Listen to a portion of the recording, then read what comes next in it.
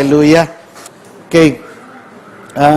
Maraming dapat ipagpasalamat tayo. I cannot put it all in one setting kasi every day may ginagawa talaga ang Panginoon.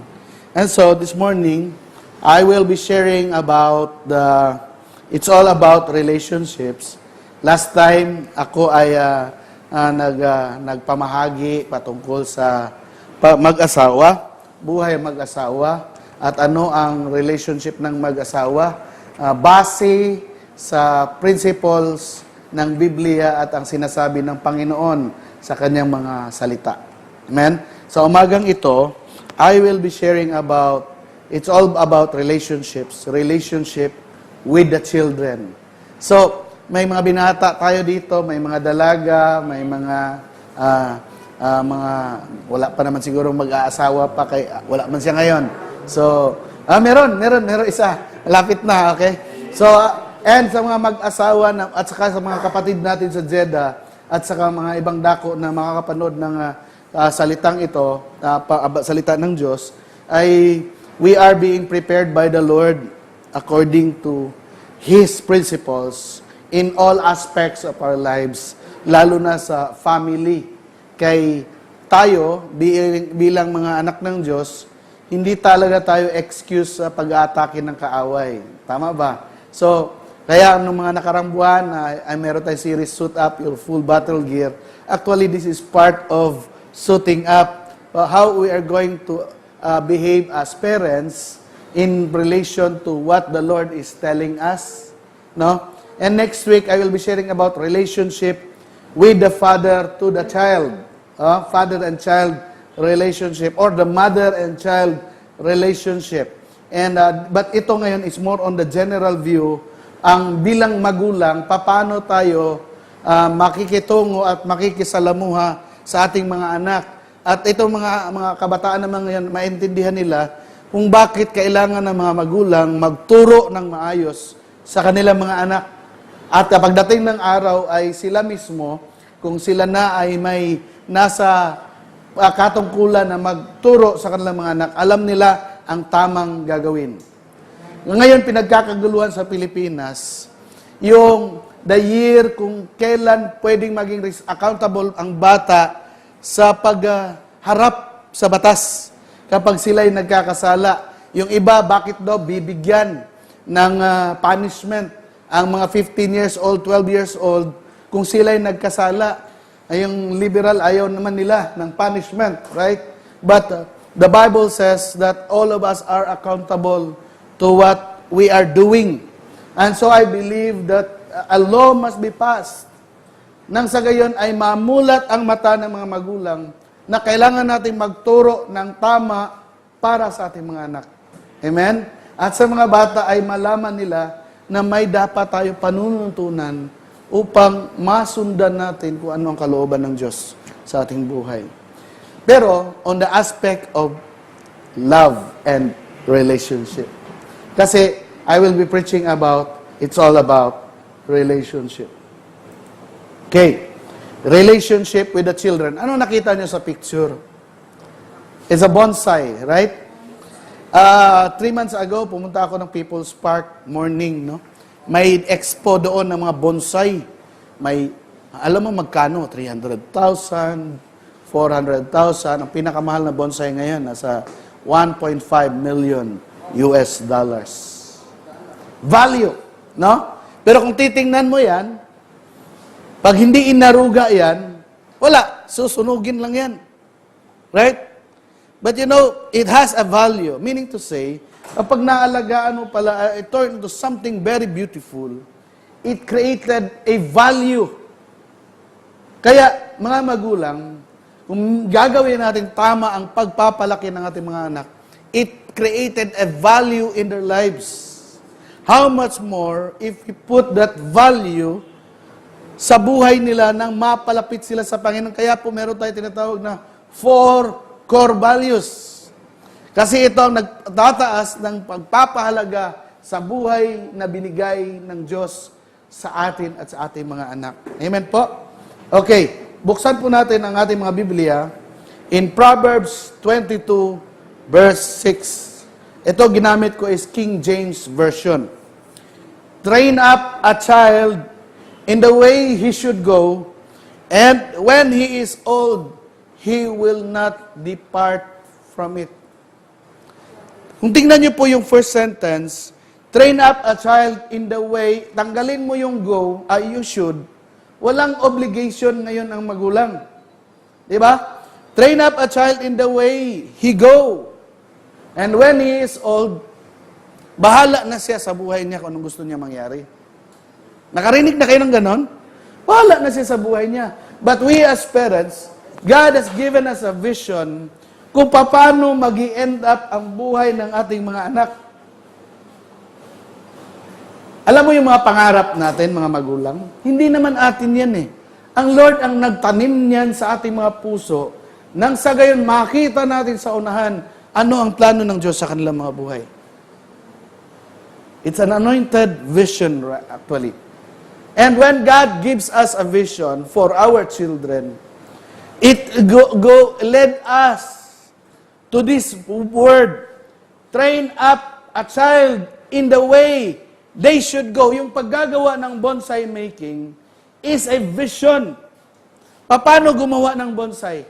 Pupunta yan sila sa tabi ng bangin, maghahanap ng pinakapangit at pinakabaluktot na shrub, no?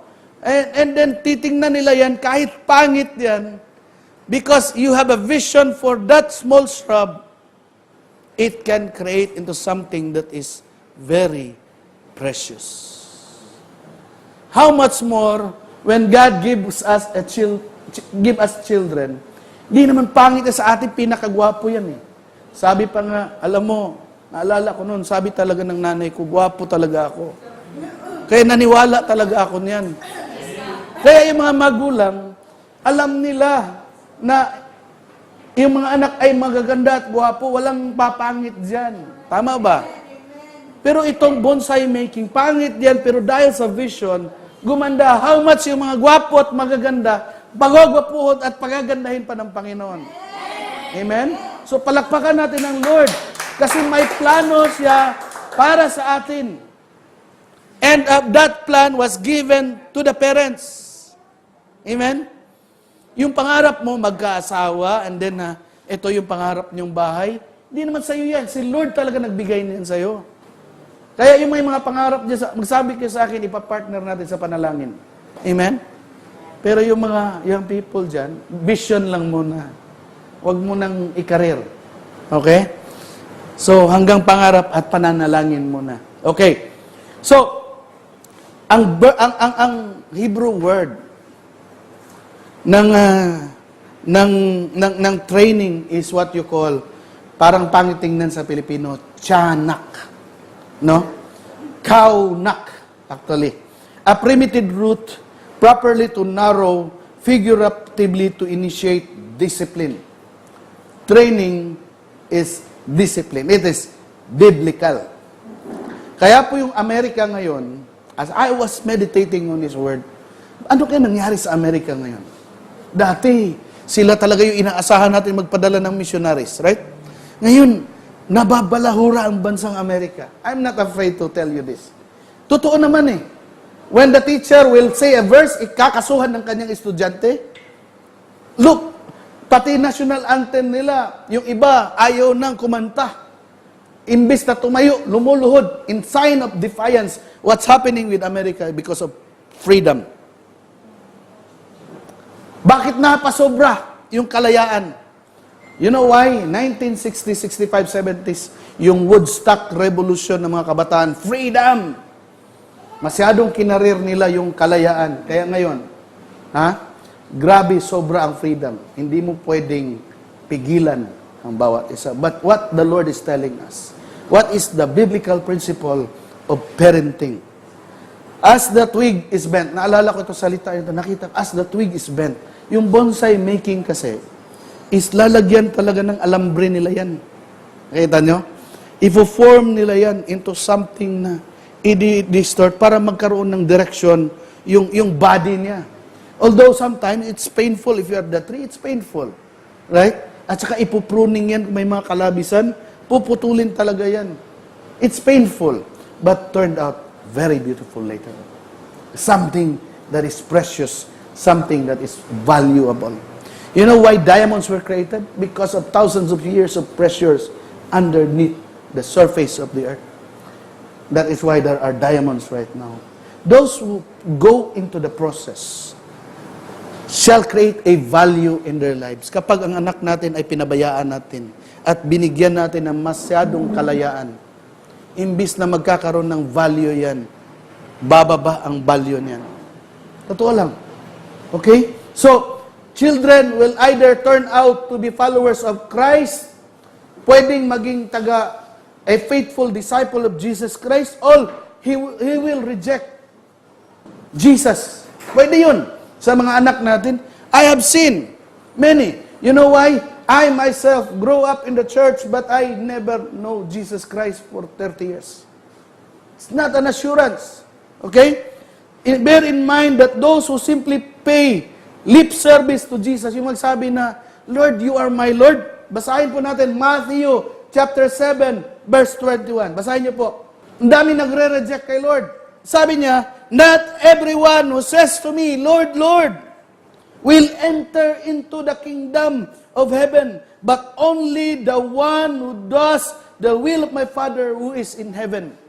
Kahit nanay at tatay mo Christian, but your Lord is not your Lord in your life, you cannot enter the kingdom of heaven. Kahit ang buong barkada mo ay Christian, and their Lord is not the Lord, they will never enter heaven. You know why? Ang sabi niya, only, meron talagang special mention na only, ang sino lamang doon, no? The one na sumusunod sa kalooban ng Diyos ang makakapasok sa langit. Kaya importante sa atin mga magulang, hindi although we prepare them to be successful here on earth, it's important also. But the most important thing as parents is to prepare our children for eternity. Amen? Kasi po, maraming mangyayari sa kanila. Number one, tingnan po natin. Merong dito na pwede silang magiging faithful disciple ni Jesus. Amen? Yung iba naman ay believing children of believing parents. Maganda kung ganito. Mga naniniwala kay Jesus dahil ang mga magulang nila ay naniniwala. They are faithful disciples of Jesus. Yung anak hanggang magulang. Yun po ang pangarap natin. Pero meron din naman na ikaw ay naging faithful. Pero yung mga magulang mo hindi pa. Okay? So, sana ganon yung mga kabataan na nasa labas ngayon. Kahit hindi Christian yung magulang nila, makakilala lang nila si Jesus. Amen po? Pero ang masaklap dyan, unbelieving ka na, unbeliever pa parents mo, sigurado, magkikita-kita talaga kayo. Ewan ko lang kung saan. Pero dapat, kung saan tayo magkikita. How I dream one day that I am going to see my father and my mother and my in-laws and my sister who is already in heaven. Doon kami magre-reunion. Pangit naman pag si impyerno nagre-reunion. Di ba? Huwag natin pangarapin yun. Okay? Kaya ngayon pa lang, alam na natin ang tayo natin bilang magulang at saka mga magiging magulang pagdating ng araw. Tama po ba? So, kung tingnan po natin, unbelieving children of believing parents, balikan po natin yung isa sa mga example na nag-fail ang parent, David. Look at what he did. Si Absalom, pinabayaan naman niya eh. What happened to Absalom? He died. Di talaga ligtas yun. Amen? He died a sinner. So mga anak, unbelieving children of believing parents, sino yun? Adonijah, si Absalom, kahit yung mga anak ni Samuel, they are unbelievers. Kahit parents nila, believers. So, ano nangyari sa buhay nila? Hindi maganda ang resulta. Amen? So, unbelieving children of unbelieving parents, let's pray na ang bawat pamilya ay magkaroon ng naniniwala sa Diyos kasi lahat yan ay maliligtas. Amen. Later, amen po? Okay. So, sino ngayon ang sisisihin natin? Okay? What was done wrong and what was done right. Bakit may mga anak na hindi nakakilala kay Jesus kahit ikaw ay naniniwala kay Jesus? Bakit may mga magulang na hindi nakakilala kay Jesus pero ang anak lang nakakilala? No? I have seen. You know Paul Singh? Paul Singh was ostracized and casted out sa family niya. Mga magulang niya noon. Pero ngayon, look, no, dahil may isang anak na tumanggap kay Jesus, nagkakaroon ng salvation ng kanyang pamilya. Yun yung pag-asa natin dyan. Amen?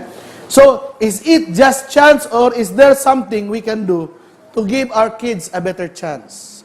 Ito focus na lang tayo sa mga anak natin.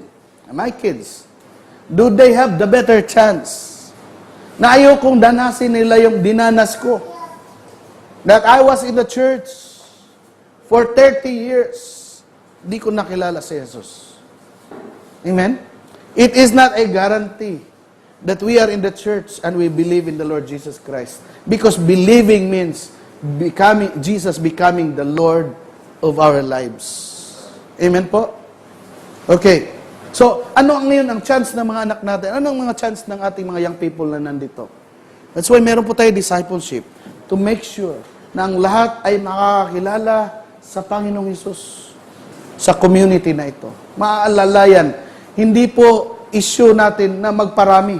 Ang issue po natin na ang bawat isa, kasi dadami naman din talaga yan eh, ang bawat isa ay maging malapit kay Jesus. Yun po yun ang goal ng discipleship. Okay. So, Joshua chapter 24 verse 15. Ang sabi dito ni Joshua, but if serving the Lord, kung ang paglilingkod sa Diyos ay hindi kaaya-aya sa'yo, then choose for yourself. Then mamili ka ngayon sa araw na ito kung sino ang iyong paglilingkuran. Ang Diyos ba ng iyong mga ancestor who served beyond the Euphrates or the gods of the Amorites in whose land you are living? Pero ako, sabi pa ni Joshua, pero ako, namili na ako kung sino ang aking paglilingkuran. But as for me and my household, we will serve the Lord. Kaya kayo na nandiyan ngayon, anak man kayo, parents man kayo, magdesisyon kayo ngayon. Either paglingkuran nyo ang Diyos o hindi, dalawa lang. Walang neutral ground. Ayoko lang mamili para walang ma-offend. Ano, si Satan, ayaw mo ma-offend? Pag hindi ka namili, pinili mo talaga si Satanas. Totoo yun. Because between God and the devil, there is no indecision. Your decision of being not deciding is you are preferring to be safe than to serve God. Right? Because you don't want to serve God. You need to decide today, as parents, as children, choose whom you serve. Mamili ka kung sino ang iyong paglilingkuran. Ang Diyos ba ng mundong ito o ang Diyos na nagmamahal sa atin? Amen po? Every person must decide, magulang man o anak, ay bawat isa ay maglilingkod kasi kanya-kanya naman tayo ng salvation talaga eh.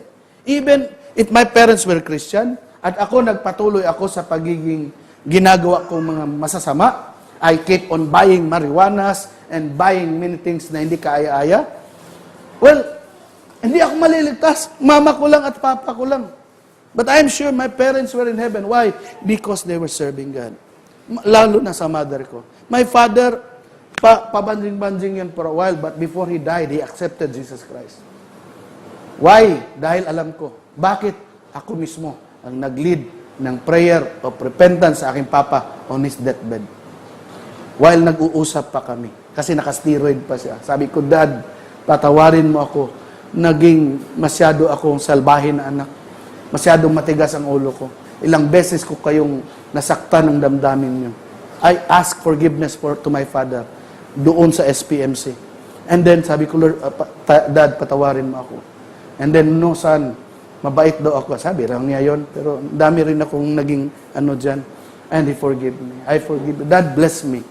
I ask blessing to my father. Dad, pray for me. And then, Dad, bago ako malis, mag-pray tayo.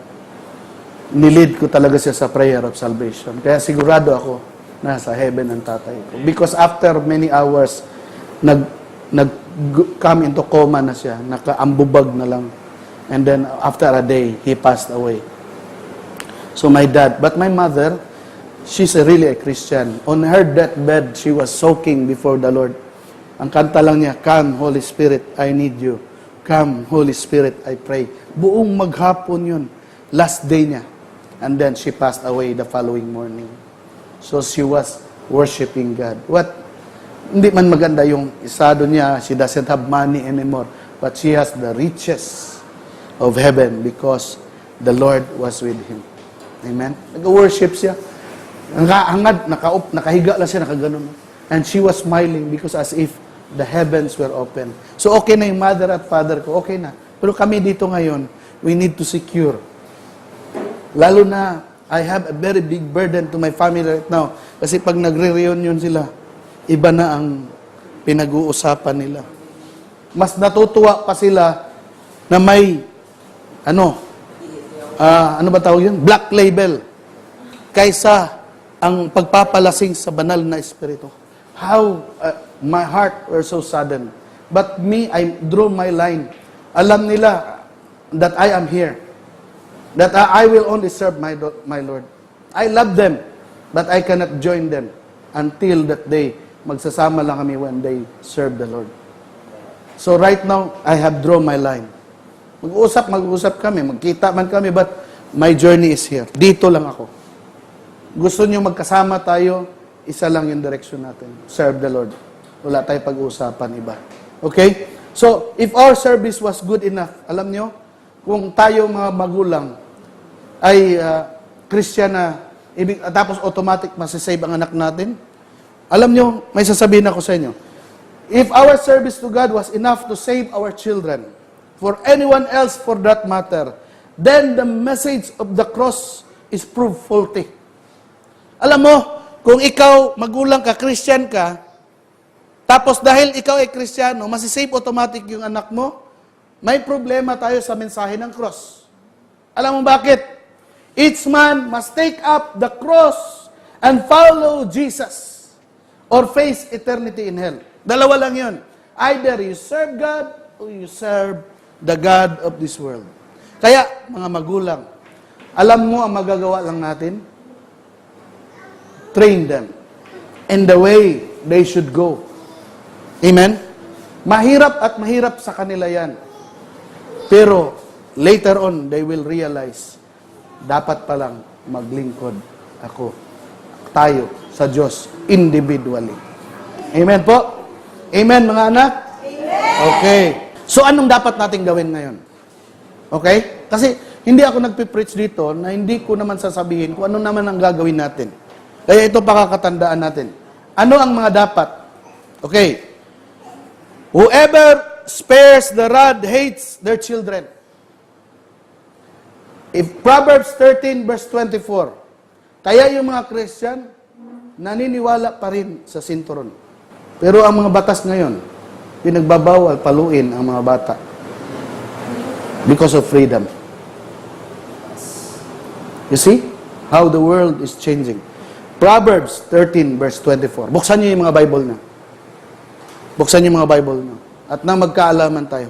Sinong dapat masusunod? Salita ng Diyos o salita ng mundo? Amen? Whoever spares the rod hates their children. Nagkasala yung anak mo, di mo didisiplinahin. Laki ang galit mo sa anak mo. Akala mo mahal mo siya kasi di mo siya dinidisiplina. It's wrong. Tama? Hindi naman din ang pamamalo natin na parang namalo tayo ng ahas. Hindi yun. Okay? Do not spank your children when you are angry because it will transfer hatred to them. Okay? So, but the one who loves their children is careful to discipline them. Say the word discipline. Discipline will help our children in the way they should go. Kasi alam nila yung consequence na kapag nagkakamali. Kaya ngayon, alam nyo ang ginagawa ngayon, may kontra. You know why Duterte was sent by God, although he's not a Christian? Ginagamit talaga siya ng Diyos. Kasi dapat magkaroon ng accountability ang mga bata na malaman nila na kapag sila ay nagkakasala, may batas na magdidisiplina sa kanila. Kasi biblical yun. Pero ano yung sinasabi ng mga liberal? these liberal people are being used by the demons himself. Look what America is doing right now. There is a same-sex marriage because of the liberals. Abortion was being approved because of the liberals. And these liberals who is working now in the Philippines wanted to pass the SOGI bill na papapaalaw sa mga bakla na pwedeng magpakasal. Same sex, mga tumboy sa tumboy. No? These are liberal movement. What do you mean by liberal? Freedom. Okay? What the Bible is telling us, train up your children in the way they should go. Parents must know the vision of the Lord for their children. Kapag wala tayo vision para sa mga anak natin, we fail, basically, sa ating mga anak. So it's not yet, hindi pa huli sa atin. Amen? It's not yet too late for us. God is reminding us, there is a discipline. Kung ayaw talagang makinig sa'yo, what you can do now is to pray for your children. That someday they will open their ears and their hearts to the Lord. Because I know, pinaka-basic weapon natin is prayer. Nang makapasok ang salita ng Diyos sa kanila. At matanggal yung mga circumstances na bumabalot sa kanila. Amen? Okay. Inconsistent discipline can be worse than none at all. Discipline in anger can also be counterproductive. Okay? So, ano ang mga dapat nating gawin? Number 2, we need to have our kids in the Bible so that they will be able to apply godly principles to every circumstance in the Bible. Expose mo talaga sila sa salita ng Diyos. I know for parents, kayo'y medyo mapapalayo, lalo na sa mga OFW, may Facebook po tayo ngayon. Gamitin natin ang internet para maturuan. Kaya praise God talaga si nanay nandyan, no? It's a blessing na may mga lolo at lola na mag-aalaga sa mga anak ng mga OFWs. Blessing yun. Pero kami wala. Wala na kaming mga matatanda. Nandoon na, gumraduate na. That's why, kailangan umuwi talaga, no? Kung wala man, gamitin talaga natin ang lahat ng opportunity na ma-expose ang ating mga anak sa salita ng Diyos. Amen? Because naniniwala pa rin ako na ang salita ng Diyos na kanyang binitiwan ay hindi babalik sa kanya na walang nangyayari. Pero ang problema dyan, kung wala nang naririnig yan. Amen? Dapat may marinig yan. Kaya po, ang kultura ng simbahang ito, kapag nakarinig kayo ng salita ng Diyos, personal takeaways, ibalik nyo. At nang kami naman, pastor, ma-assure kami, ay, nakinig pala ito. Praise God. Kaya, paalala, personal takeaways. Sino yung nasasabihan ko? Pakitaas ng kamay. Amen. Pakitaas ang kamay. Walang magde-delay. Delay is disobedience. Okay? Even if they choose to ignore it, at some point, it will always be there and may enable them to come back to the Lord. Isang bagay lang natutunan ko. Kaya pala kahit walang nangyayari sa akin in my 30 years, deep inside me, may naipon pa rin akong salita ng Diyos. Kaya hinanap ko siya. Lalo na siguro kung wala akong narinig. Napaka-miserable na lang buhay. Kaya huwag mapagod ang mga magulang magbigay ng pag-aaral para sa ating mga anak. Train them. Say the word, train them. Sa mga anak, willing kayong magpa-train. Amen? Okay. A devoted life, number 3 is, will let our children know that they are not in control. And that their higher power, it is our Lord Jesus Christ, is in love with them. Mga anak, dapat alam nyo na hindi kayo ang may-ari ng buhay nyo. Amen? Pero merong isang nagmamay-ari sa buhay nyo na mas makapangyarihan sa inyo na nagmamahal sa inyo.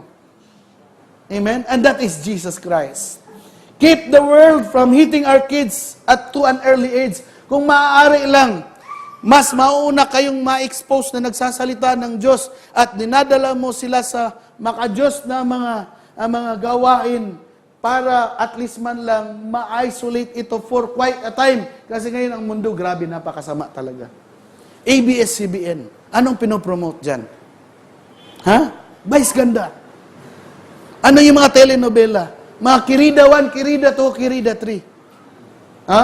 At saka yung mga teleserye na hindi talaga ma-challenge yung mind mo ba? Pagkakita mo pa lang sa title, alam mo na ang mangyayari. Wala kang matutunan dyan. The world is inserting morality in the minds of your children. Amen? You should be the one influencing the minds of your children in relation sa perspektibo ng Panginoon. We need to let our children know what the world will offer. Ano ang binibigay ng mundo para sa kanila. Dapat malaman ng mga anak natin yan. Sino magsasabi? Kapitbahay ba? No. Tayo, mga magulang. Okay? Kaya yung mga anak ko, minsan maiinisin sa akin, but they will have to know na pati oras nila, inaabangan ko because they are so important to me. Amen? I want to be protecting them as much as I could. So, we can present scenarios, role plays, or whatever to educate them on God's terms and not the world's. Kung meron mang pakikibaka ngayon, ay ang matulungan natin ang ating mga kabataan makilala si Jesus. Kaya pati tayo pumapasok sa PWC. No? Sinong kasama ko doon sa PWC? These are non-Catholics na nag-join sa atin. Kuyog siguro ka next time para makakita ka. Alam mo, during the, di ba? During the, yung small groups natin, most of them were crying. Alam mo bakit? Heavy ang heart. They need Jesus. Nakahilakbod ko. Hindi ko, ako mga anak gani, I thought, no? I know my kids were also facing many things. I can feel it. Nararamdaman ko yung hirap nila, frustrations nila. Nararamdaman ko yan. But I need to be in charge of their spirituality. How much more itong nasa PWC? No? Minsan makapag-aral, yung isa doon, anak ng security guard, wala na daw siyang nanay. Pero gusto niya talaga mag-aral. Ang sabi ng tatay niya, "Nak, mag-aral ka lang talaga." Magkano ang sweldo ng 8,000 tapos nasa PWC? My goodness, awa ka talaga ba? Tapos yung isa, uwi ako sa bahay, empty talaga daw siya. Sige na lang daw siya, hilak, depression. Ang daming issues ngayon. Ngayon kung mga anak ng Diyos ay hindi tatayo para maging magbulang spiritually man lang sa mga batang yan. Paano na lang? Ang daming trabaho, no? So, parenting. Okay? So, yan yung mga dapat natin gawin. Ano naman? Discipline, no? Number 2, be a model. So, ang mga anak ko, saan ba nila ako nakikita? Ano ba ang passion ko? They need to see it. Amen? O, sabong ba? Yun ba ituturo natin? O, ano? Mag-beer house, pag may okasyon, mag-black label. Oh, do you think my children, pwede rin pala. Kaya I am so happy with Lennon, no? Miski tagayan yan ba? Noon, tumutilaw-tilaw siya, pero ayaw niya talaga. Why? Alam niya. Alam niya talaga na ano ang boundary dyan. Even my daughter, no? Kaya, miski minalgita ni last year, pero I know that she never went to drinking. You know why? Because that's how they see us. Amen? So, teach them in the Bible. Teach them the Bible. Teach them about the Word of God. Kung tayo nagtuturo sa ibang tao, how much more to them? Amen? Kaya, yan si Sam, she is not supposed to be here kasi palangga man yan ng mga tita niya. But, I require Sam to uwi ka talaga ng Sabado. Why? Sisimba tayo. At kung sisimba ka, kasama ako. Kasi walang ibang magtuturo sa'yo. It's my responsibility. Amen? Not other people. My kids, no one should discipline them but me and my wife. They can suggest, but I will be in charge of my children. CB core values. Dahan-dahanin natin. No? Kasi kung ikaw, dito ka nakakilala kay Jesus, dito ka nag-grow, iba ang tinuturo mo, iba ang natutunan ng mga anak mo, then you yourself is not applying the core values. Amen? You should be journeying in one journey. You cannot compromise that one. That's what I mean about compromise. No? That's another point of compromise. We need to stand firm with these core values in our families. Amen? Kaya, ito mga young people na ito, sinabihan ko talaga sila kagabi. Yes, it's good that we become excellent musicians for the Lord. But we need to be faithful with the core values na binigay ng Panginoon sa atin. Devoted life. We are a disciple and we will disciple people. Amen, mga young people? Amen. Okay. And we will be part of the small groups and we will be leading small groups through the cellular vision. Amen? Okay. And number 4, you are part of the global missions. Amen po? Okay, nahinay na. Okay. So, ano ang mga hindi natin dapat gawin bilang mga magulang? Baka ito naman ang gagawin natin. Klaruhin ko lang, ito ang mga hindi natin gagawin. Number 1, decline to interfere. Ay, hindi ako makikialam sa buhay ng anak ko. Buhay niya yan eh. No! Makialam ka. Kaya ako, pakialamero talaga ako sa mga anak ko. Oh! Mahinto lang ako pag hindi na ako humihinga. As long as I live, I promise the Lord during my wedding day, as for me and my house, I will serve the Lord. Kaya ingat kayo pag nag-commit kayo ng ganitong salita. He will always remind you, you promise to me that you will serve the Lord. Di ba, James? As for you and Marilyn, you will serve the Lord. Amen? Palakpakan na. Excited ako. Excited talaga ako. Journey talaga tayo dyan, bro. Sabayan kita dyan. So, ang style ni David sa parenting was pinakaklarong failure talaga. He was a very good king. He was called a man after God's own heart. Pero mga anak niya, miserably. Ang lungkot ng buhay. Except for Solomon.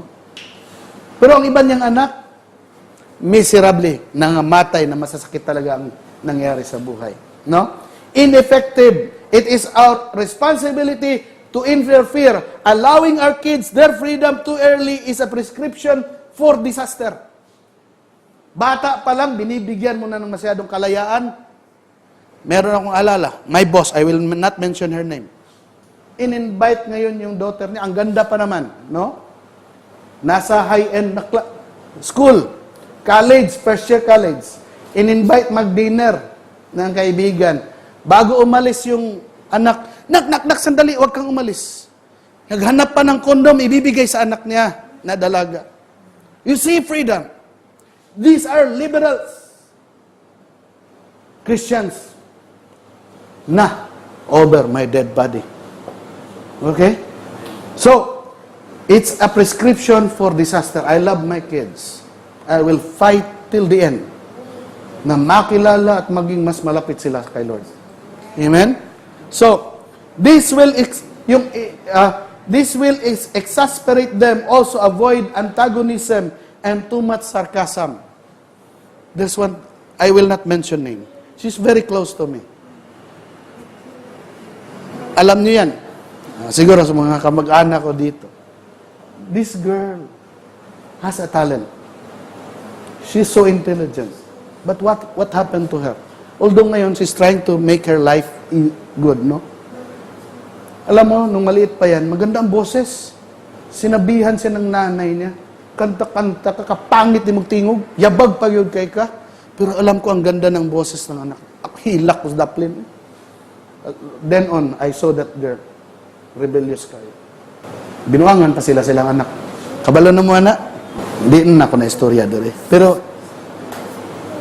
when you are becoming sarcastic to your children, they will not feel love. Be generous to giving affirmation. Amen? You appreciate them always. Pero pag mali, you point out naman din. Emotional banking is also applicable to them. For every 10 deposits, 1 withdrawal. Napulo ka affirmation, isa ka badlong. Alam nga na puro badlong, what you cannot dungog appreciation. What will you feel, May?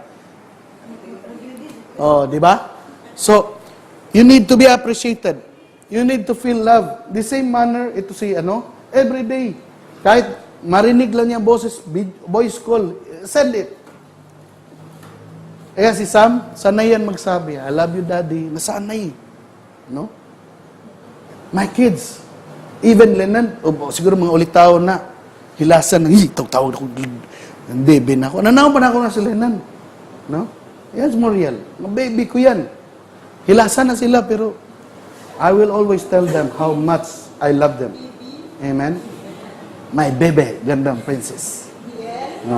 Okay? Always treat your children with respect. Never ridicule, mock, or laugh at your child's ideas and creation. Huwag niyong pagtawanan. Minsan si Sam, pag nag-drawing yan, Dad, look what I have drawn. No? Siya rin nakasabot siyang drawing. No? But I will always tell you, it's a very nice drawing. Sam, you are doing great when you draw. Right? So I want to see more. So that's how you appreciate them. But pag nagkamali naman din, you tell them in a biblical principle, ano ang dapat nilang gawin. Amen po? So, decline to interfere. Yung mga magulang na masyadong mabigay ng freedom sa mga anak, you are prescribing disaster to your children. Amen? Okay. Micromanage their lives. Yung micromanage, hindi mo sila bibigyan ng chance makapag-decide. Okay? Although nandoon tayo, although nag-i-involve tayo, pero you let them decide. I'm not deciding anong gusto nila yan sa buhay niya. Sino ang, no? But I'm giving them principles. Ito na. But if they choose differently, masakit man ang dughan. But hindi ko talaga pwede pigilan yan, pero mag-aaway talaga kami. Amen? So, mag-aaway talaga. Because we know na kapag di nyo sinunod, ano sabi ng Lord? Obey your parents in the Lord, for this is right. If you will disobey your parents, what you're doing is not right. Amen? So ayaw niyong gumawa ng mali. So obey your parents. But for us as parents, pag di tayo sinunod, it's their life actually. But they will suffer the consequence. Kaya always on the lookout pa rin tayo. Na someday, pag nag-fall down yan, broken, nandyan pa rin tayo to pick them up. Amen po? Pero sakit na sa dughan, kaya daghan nagproblema dala. Amen? So, habang maaga pa, do not inhibit yourself from interfering. Maging pakialamero dapat mga magulang. Amen po? Okay. So, can parents be failures? Ang mga magulang ba pwedeng maging failure? No? Maging palpak ba sa buhay? Yes, and maybe, kung maging failure ang magulang, pwede rin maging failure ang anak. Kapag nagkamali ang magulang, magkakamali din ang anak. I have seen that one. Amen? I have experienced it myself. But good thing is that God is good. Amen? So, children left to their own way are not likely to change. Ha? Yung mga anak daw natin, na pababayaan natin sa mga gusto nila sa buhay, hindi talaga magbabago yan. Okay? They become adults who go their own way. Kaya tingnan mo Amerika ngayon. The country itself, they go their own way. Kaya, abortion, approved. Same-sex marriage, approved. Yung mga Christian na ayaw magluto ng cake para sa same-sex na yung homosexuals na magpapakasal, sinara ang tindahan nila. Nagbayad pa. You see what happening? Kung ito pinagbibigyan nila ng kalayaan, ang mga Kristiyano nawawalan. Okay? So, tingnan nyo. If children are left their own way, are not likely to change. Magpapatuloy yan. Mas magiging malala pa. And then, when they become adults, who go their own way. Freedom. True freedom comes from the Lord. Freedom to love the Lord. Freedom to worship the Lord. Freedom to receive His blessing and His favor and His anointing. That is the true kind of freedom. Masyado tayong naniniwala na democracy is good. In heaven, there is no such thing as democracy. Because in heaven, masanay po tayo, heaven is not a democratic country because it's a country. Heaven is governed not by people, governed by God. It is what? It is autocratic. There is a king there.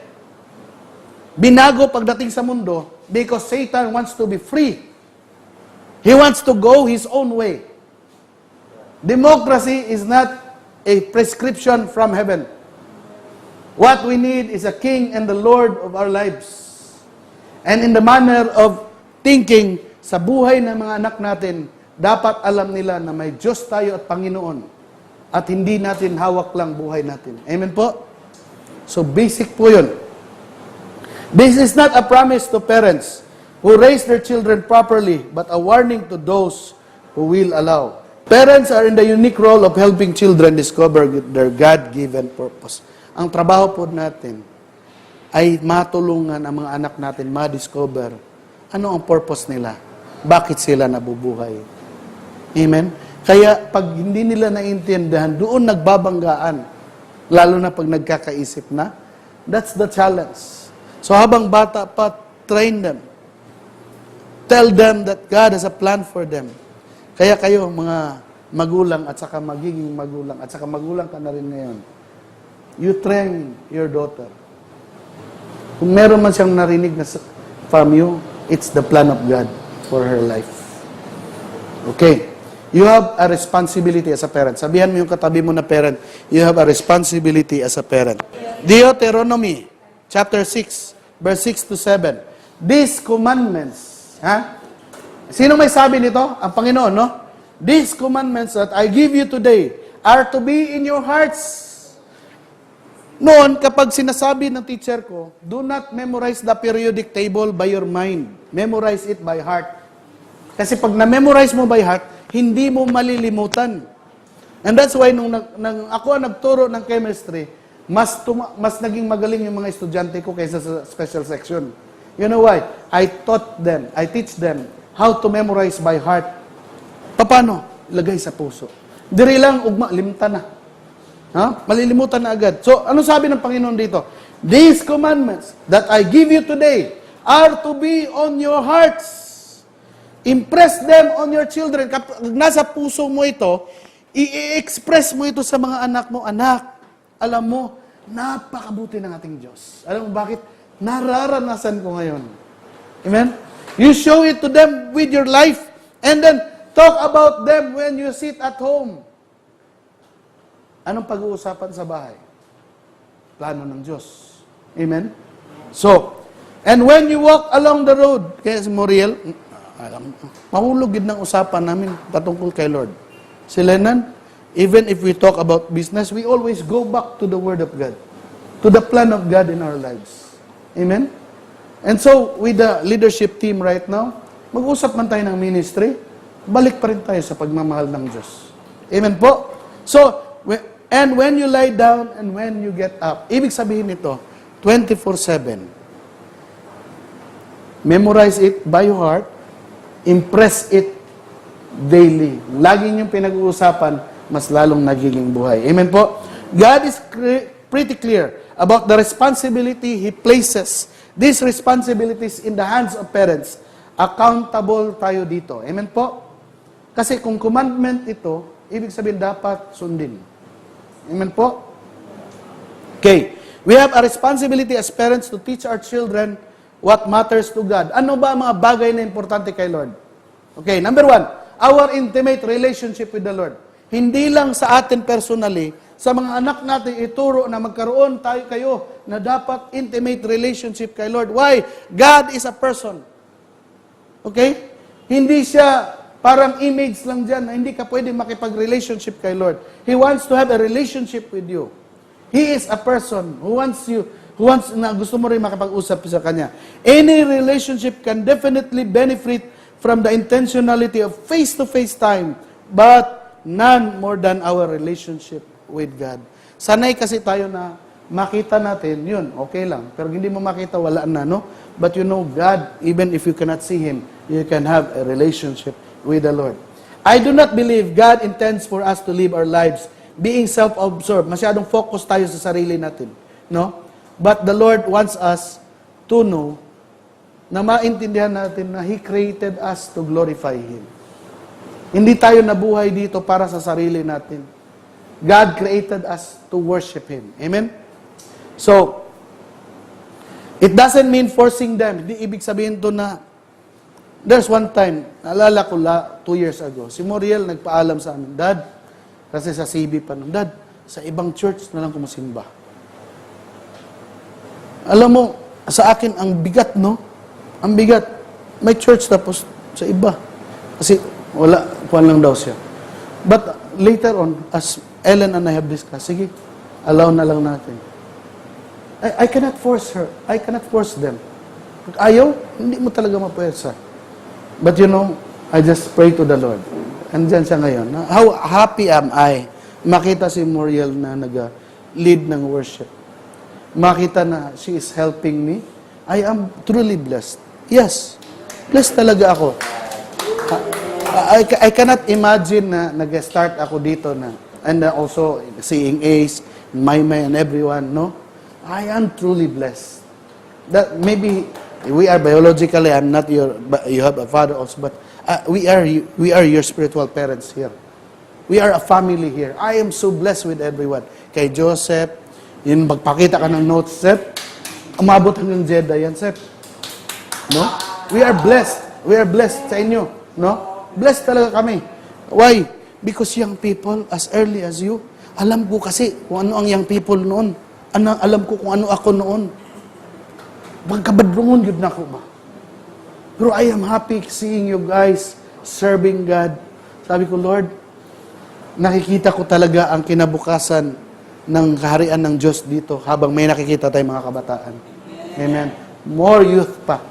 No? Kaya itong mga young people ngayon, they will be leaders of leaders. No? Leader of leaders yan. Tayo rin. We have. Okay? So let them walk closer to God. So ang role ko lang sa inyo, I am the pastor here. I can give you directions. Anong gagawin natin? Mag-eye connect tayo, punta tayo. Pero one thing lang gusto ko ituro talaga sa inyo. Isang bagay lang. Na maging close kayo sa Panginoon. Yun lang. Wala talaga tayo problema dyan ba? Amen? Be closer to God. Dut-dut yun mo sa Ginoo. No? Lumapit ng malapit talaga sa Panginoon. There is no greater purpose we can have in this life than reflecting God's image for our children. Tayo mga parents. Kasi parenting ito eh. Wala man ako ibang pwedeng sabihin na testimony. Kaya iyan lang mga anak ko, no? Biologically makasama ko. I never expected na si Ellen pala napakalaki influence kay Moriel. Kasi noon parang ano yan sila eh, parang alam mo si Ellen, very strong personality. Akala ko Moriel was so afraid of her mother. But you know, nung kami na lang dito sa bahay, I know you will be listening, and the mother will all cry again, I know. Hindi ko, I don't have intention na payakin kita. But I want you to know, yan si Moriel, little things you have a very big influence on her. You know why? Ultimo gani ang sanina nga maghayhay, yung sabi pa niya, Dad, ako tudluan pa yun. Dad, ipagpag mo talaga yung damit bago mo ilagay sa hanger para matuyo. Kasi magiging lukot-lukot yan. Ako naman, pag ilagay ko, tapos na. Sabi niya, alam mo, ito talaga tinuro ni Mami. No? I never expected na yung mga tinuro ng Mami niya, ginagawa niya talaga. Amen? So, and there are lots of things that I saw na, siyempre, kilala ko na talaga si Ellen. We've been married for around 23 na ngayong May. No? So, paspas sa panahon. Nakita ko ano si Ellen as a person, and I'm seeing it to her daughter. Lahi lang sila color. Kay, mahalon man siya. Liwat man sa akong color. Batang Pilipina. Pero, she is a small Ellen actually. Yung angas, yung pagka tamal dito sa sahay, the same. Maybe the intellect perhaps. Bright man po. Tanaw na akong grado. May absent, yun anong grado. Basig bagsak ba? Uy, tag-as mag-grado. Balang, kumpiyansa lang po. Sa ako to naliwat. Wala na maliwat sa ako ni. Sa mama niya ni. Kaya naliwat ni sa ako, genius ni siya. Okay. So, there you have a very big influence to your children. Amen? And magagawa nyo ito kahit for the OFWs, kahit malayo kayo. Just deposit. Kahit yung mga anak nyo nasa malayo, deposit every day. Remind them of the Word of God. You know why? I always believe in this Word. Faith comes from hearing, and hearing, and hearing, and hearing, and hearing the Word of God.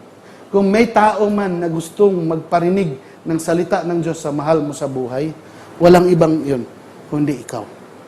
Amen? Sa kapatid mo, sa pinsan mo, release the Word of God upon them. Kay Darren, kay nanay, release every day. Sa mag-asawa, release the Word of God every day. Kay Marilyn, you'll release the Word of God every day. Starting today, you will now stand as the leader of the team. Team James Marilyn. Ano ba? Team Kulot. Ano man na ilang sangod, no? So, kasi merong Team Kramer, di ba? Ayokong sabihin nyo sa akin, magwala na naman yan si Muriel. Okay. Our children are going to learn about the world around them. And in the role, if they don't learn from us, kung hindi sila matututo sa atin, they will learn it from someone else. Mag-pray ka lang na yung someone else na yan ay discipler niya na may takot sa Diyos. Kaya safe kayo, palakpakan natin itong mga young people. May discipleship group na yan sila, no? They will learn from Ace and Ace will also learn from me. Di ba, Ace? Yes. So meron tayong tamang lugar na meron tayong matutunan na tapat. Kaya ikaw, mag-join ka talaga sa discipleship, importante. Or else, iba ang matutunan natin. Okay? In like manner, yung mga anak natin, they will learn from someone else. Papayag ka ba na iba ang takbo niya kaysa sa'yo?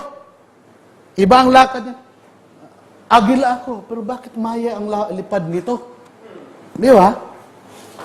If you are an eagle, your sons and daughters should be eagles as well. Right? Okay. Children are sponges, parang espongha yan. No? And kids seems to soak up everything. Ang anong nasa palibot nila, hihigupin nila yan. That's the danger. Kapag hindi tama ang hinigop niyan, magkakaproblema kayo later. Okay?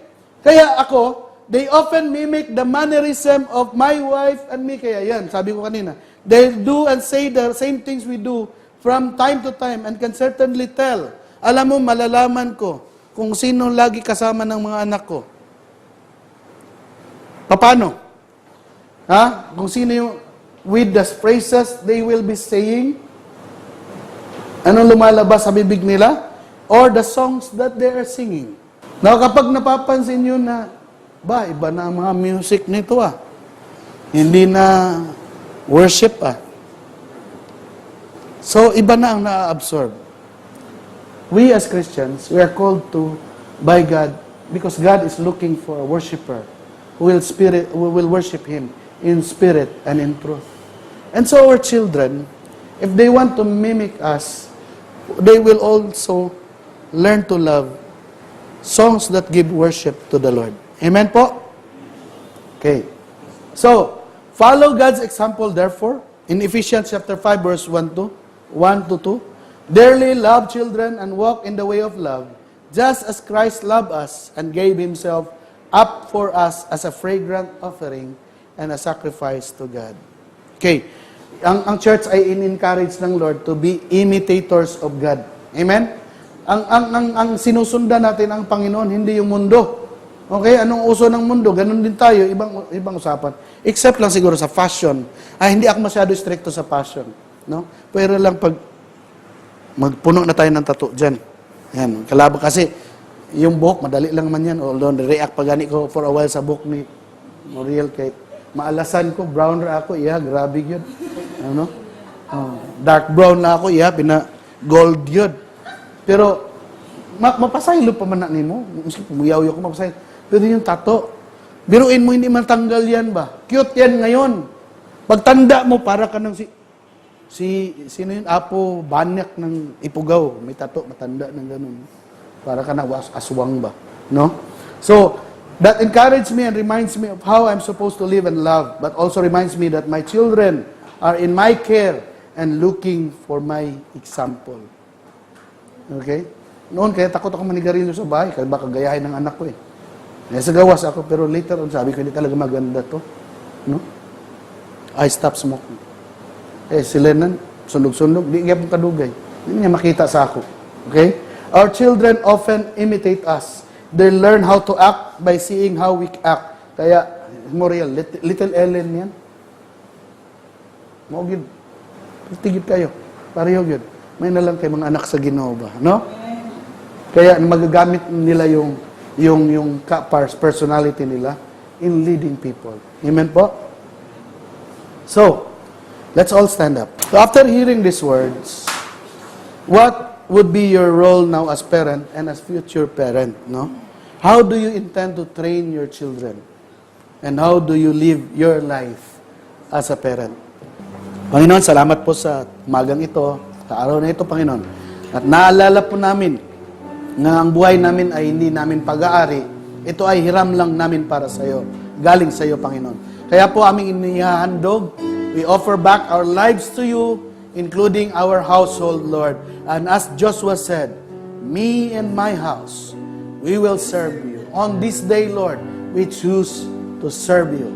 This we ask, Lord God, and I pray that you continue to bless each and every one of us and the families that we represent, Lord God. And this week, Lord God, is a week of victory, favor, anointing, blessing, protection, Lord God, from all works of the enemy in our lives.